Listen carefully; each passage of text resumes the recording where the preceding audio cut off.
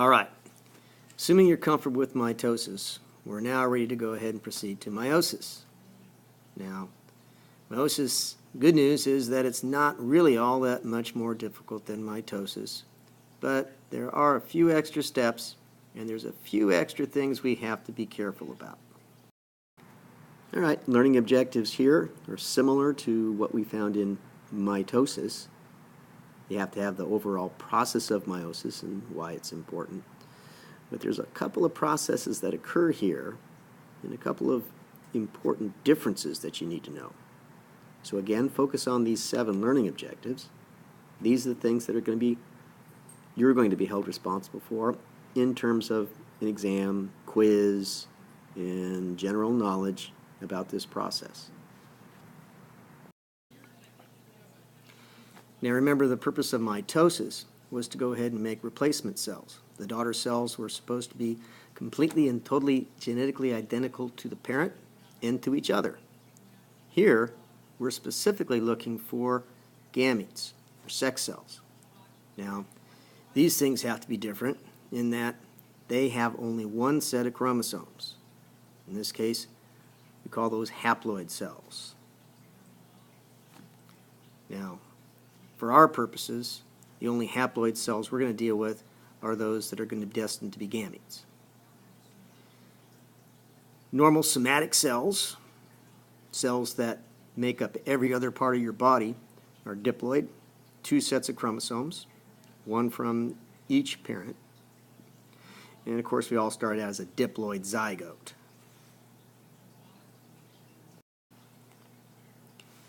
All right, so right off the top, we're going to have to worry about something just a little bit different. In mitosis, we didn't make any distinction about the types of chromosomes you were looking at. We were just worrying about the total number. For instance, humans have 46 chromosomes. But, hey, 23 of those chromosomes originally came from your mother, and 23 of those chromosomes originally come from Dad to give us those 46.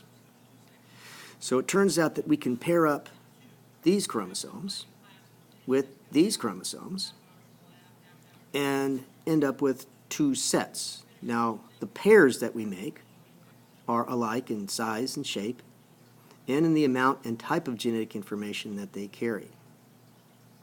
If you're diploid, that means you have 2 of these homologous pairs. If you're haploid, or if the cell is haploid, you only have 1 member of each pair. So let's take a look at these chromosomes. On the right, you've got a karyotype, or a picture of what human chromosomes would look like if we just kind of arranged them in sets, or as homologs. Now note that they're coming in pairs, 23 pairs. We have 1 little mismatched pair over here, and that's due to the fact that this individual is a male. Females will have 23 pairs of matched chromosomes, males 22 pairs, and then 1 mismatched pair. More about that in a later unit.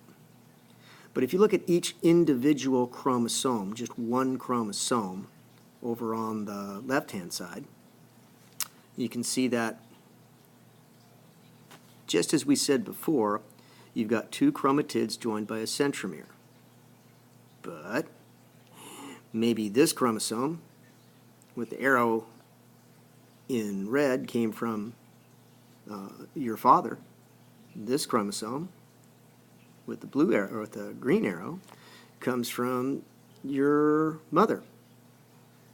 You might have a gene over here which codes for eye color. Well, you have a gene over there that codes for eye color.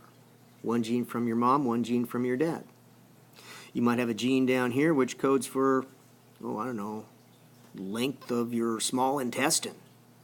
And guess what? There'd be another gene over there that would also code for length of your small intestine. 2 bits of genetic information, 2 sets of genetic information, 1 from each parent. Now, in meiosis, you're going to have 2 separate divisions, and both of them mimic the events of mitosis, but they're not exactly alike. So we're going to refer to them as the first division, meiosis 1, and the second one, meiosis 2. Now, the first division goes through stages very similar to interphase and prophase of mitosis. You still have G1S, G2 of interphase. You still have replication of the genetic material.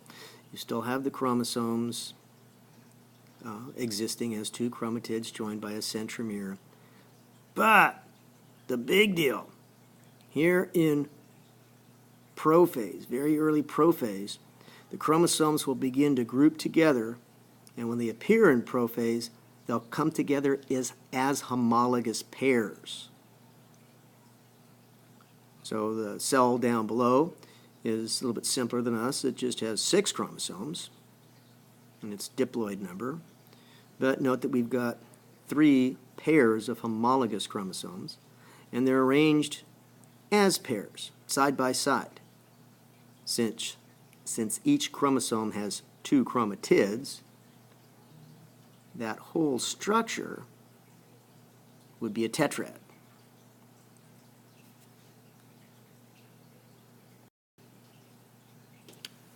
All right, another very, very important thing happens in prophase. Not only do the chromosomes line up side by side, paired up as homologous pairs, but oftentimes they lie so close to each other that they will go ahead and overlap, kind of stick to one another. Note the large blue chromosome on the left-hand side over here. The right chromatid and the left chromatid have the same gene sequences, denoted by a capital A and a capital B. It's duplicated on the right-hand side and the left-hand side. The green chromosomes, now, lowercase a, lowercase b, and duplicated lowercase a, lowercase b on the other side. When these things lie side by side, touching each other, sometimes bits and pieces of one chromosome actually rip off and exchange places with bits and pieces of another chromosome.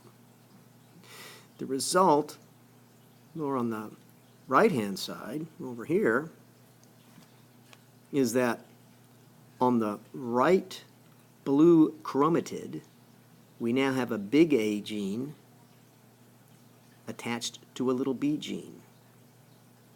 It wasn't like that in the original chromatid. Note that the left and right blue chromatids no longer resemble each other. They're no longer the exact same duplicates. Same way with the green chromosomes. Right? This is something called crossing over. And it sounds bad, but this is supposed to happen. This is designed to happen. As a matter of fact, it's a good thing that it happens. Crossovers contribute to genetic diversity.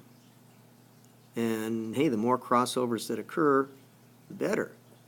Bottom line, at the end of all these crossovers, which occur completely and totally randomly, you're going to end up with a guarantee that all of your chromatids are going to be different or carrying different genetic information. Don't even worry about this slide. Dude, cross it out. It doesn't exist. It's a figment of your warped and fevered imagination. Shoot, I wish I had erased this beforehand. Oh well. Okay, so after prophase, we're supposed to have metaphase. Well, same thing in meiosis. After prophase 1, you got metaphase 1. The chromosomes are going to line up along the equatorial center of the cell. But here's the big difference. They're lining up, still paired up as homologs. Also, at the end of metaphase, beginning of anaphase, the centromeres aren't going to replicate. This is going to really, really be important later on. Notice the orientation that we have here. Right? The cell has its chromosomes lined up so that the chromosomes are lined up 2 by 2. If we had the same thing in mitosis, right, the chromosomes would be lined up so that they would essentially be single file, with the spindles going out in this direction. All right. This is going to make a big difference in what happens next. All right, now in anaphase, since the centromeres do not replicate, that means the chromatids cannot separate. They have to stay together. That which moves to one end of the cell or another is the entire chromosome, each with its own centromere. So this group of chromosomes and this group of chromosomes are going to end up in different cells.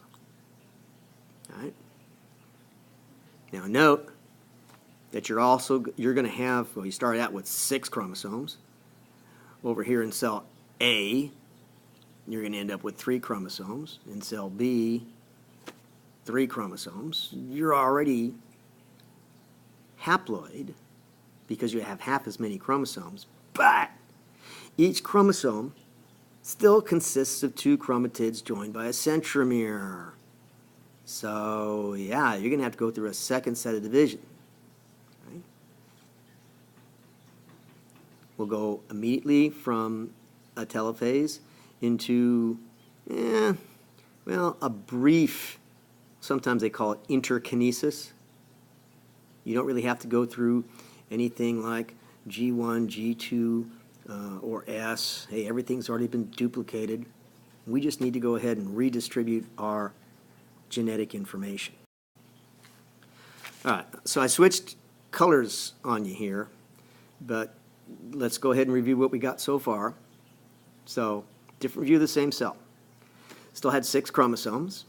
We're going to go ahead in prophase, line up, group together as homologous pairs. You might have some crossovers going on. They're going to occur here. In metaphase, the homologous pairs of chromosomes are going to line up 2 by 2. And then we're ready for anaphase. Once again, in anaphase, since the centromeres don't replicate, the chromatids can't separate. And what migrates to each pole, up at the top and bottom of the cell here, are going to be the 2 chromatids joined by a centromere. Now, the resulting cells after telophase 1 are going to have 3 chromosomes, 1 member of each pair. Technically, they're going to be haploid, but each chromosome still contains 2 sets of genetic information. So we're going to have to go through a second set of divisions to go ahead and take care of this. This is what goes on in meiosis II. So a quickie overview here. Everything we see on the left half here is stuff that went on in meiosis I. But we're going to go ahead and get rid of our extra set of chromosomes here, or extra set of chromatids, I should say, by doing a second set of division. So each cell is going to go ahead, go through what looks like mitosis, because essentially it's the same steps of mitosis minus interphase. Right? The cells go into prophase 2. In prophase 2, hey, you don't have to go ahead and line up as homologous pairs because there are no homologous pairs left. You've only got 1 member of each set of chromosomes. When we go ahead and do metaphase 2, hey, the chromosomes can't pair up, so they just line up single file just like they would in mitosis. In anaphase 2, well, the centromeres can replicate, the chromatids do separate, so what we end up with in telophase, or telophase 2, is, hey, each cell having half the number of chromosomes, and because of the way the chromosomes were slightly reshuffled in prophase 1 with crossovers, each of these cells will be genetically unique, genetically distinct. All right, this is just a quick review of differences, basic differences between mitosis and meiosis. I'll let you read it for yourself. But the one thing that we want to go ahead and hammer here is that because of the crossovers that occur here but not here, endpoint of meiosis is going to give you completely and totally genetically distinct and unique cells. Not so in mitosis. In mitosis, they should be just carbon copies.